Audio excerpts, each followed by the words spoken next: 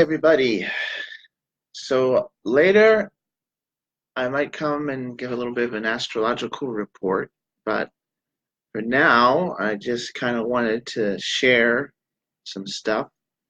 I'm back here in Dallas. We went to Austin for a couple days, and it was really fun. And so while I was gone, it's while I was gone, it wasn't. I didn't stop drawing.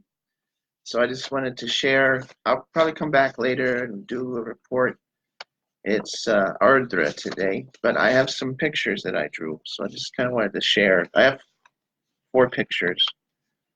So I just kind of wanted to share what I drew here. This is for Kritika. So this is Agni. This is the way that he's described in the Rig Veda.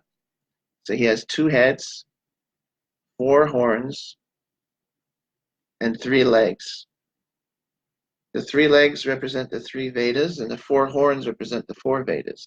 There's a lot of symbology when it comes to the way they describe the Vedas. So then, because he's Agni, we have the fire in his hand. And then, because Kritika, I gave him a sword to hold. Now, I mean, I could have given him a whole bunch of arms, but it was something I thought I would do. There's a lot of neat stories with Agni. He's considered the priest of the gods. And so Kritika is kind of like a mixture of a Kshatriya and a Brahmin. So it's very interesting stuff. He rides around on a goat. And so this is the picture that I've done for Lord Agni. This is my representation of Kritika. So then here's the other one that I did. This is for Rohini.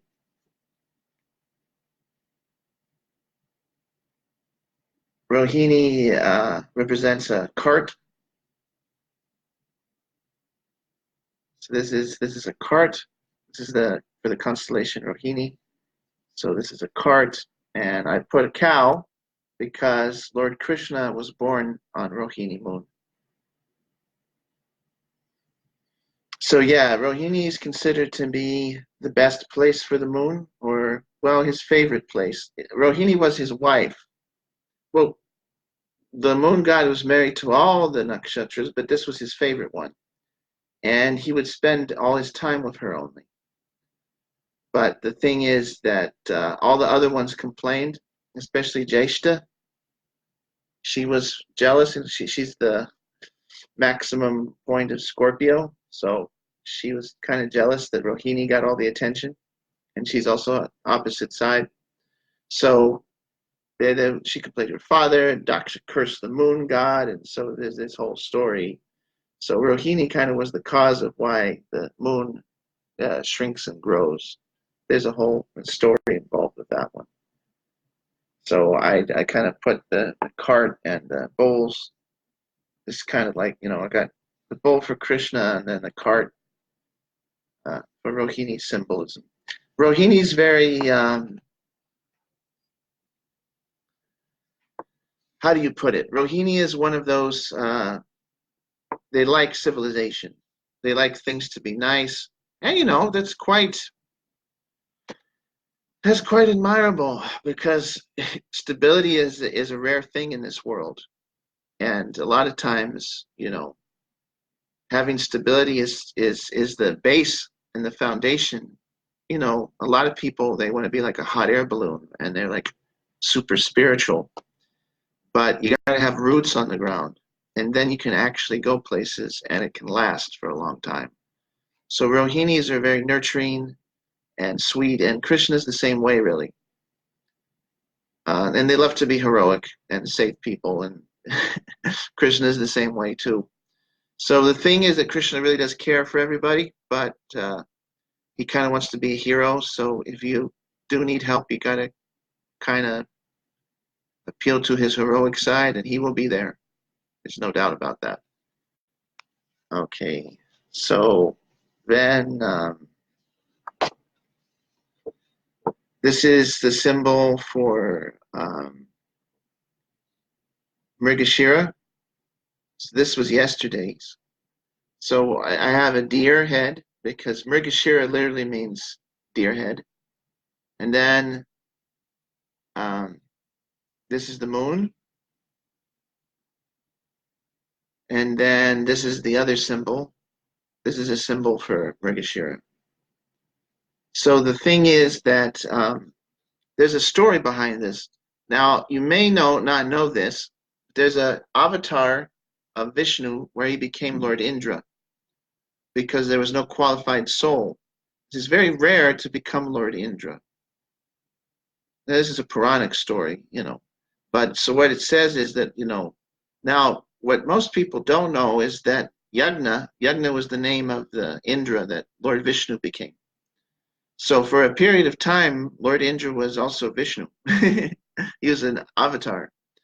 So what happened, what most people don't know is that, at least according to this Purana that I was reading, which is the Varaha Purana, is that the Yagna avatar had the head of a deer. And after his term of being Indra was up, Lord Brahma used to keep a deer head on top of his crown. Sometimes you can find artwork where you'll see this. I could try and look it up and show you, like put it in the post, but believe me, it's there. I've seen it. So the thing is that he used to keep this deer head on top of his crown. And so what happened one time was Lord Brahma was acting, well, I don't want to get too much aparad, but he was behaving in a not too good way. And so in order to warn him, Lord Shiva cut the head off of his crown, which kind of let him know that he could take all his heads if he wasn't careful. So Lord Brahma kind of chilled out after that. And so this is where we get this constellation. So Rohini, the deity for Rohini, is Lord Brahma. So then comes Mrigashira, right? If you look in the sky, you can see these things. Rohini is in the Taurus constellation. And if you look at the bull, there's a red, looks like he has a red eye. That's what Rohini is. And according to many Puranas, that's either Brahmaloka or Brahmaloka somewhere near there. So this is in between. There's a deer-headed shape. If you look, and this is where we get the term, the month of Mrigashirsha. In the Bhagavad Gita, Krishna says, of all months, I'm the month of Mrigashirsha.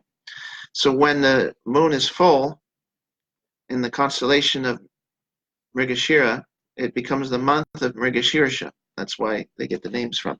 Just like when it's full moon, when it's full moon in Kritika, it becomes the month of Kartik. So the following one is Mrigashira. So then, this is my next picture, and this is for today. So this is my best job trying to do Lord Shiva, which is painfully bad, but I'm working on it. See, that's the thing. I'm not, you don't start off good at anything. I didn't, it's just the truth. You don't start off good at anything, but you can't let yourself feel bad for that. You got to just try it. You got to do it until you do it good. And, people are going to be there. People are going to criticize you. People are going to try and knock you down. And that's just because they're lazy and they don't actually want to try. So the thing is that it doesn't matter really what it is. You got to just try it. And then eventually you start getting good at it. So I'm just trying to do pictures. So this is Lord Shiva, who was the deity for Ardra. And then this is Rahu, because he's the planet that rules over. This is the symbol for Ardra. And this is teardrops, because that's also another symbol for Ardra. Ardra means Comes from it means the howler. Comes from Rudra. Rudra means to cry. So I got him yelling.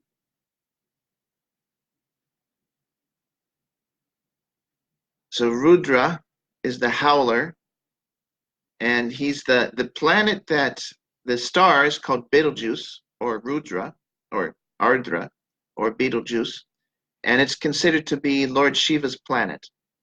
So if you look at the constellation of Orion at night, you'll see a bright red star on the arm, on the shoulder, and this is considered to be Rudra's planet or Shiva's planet.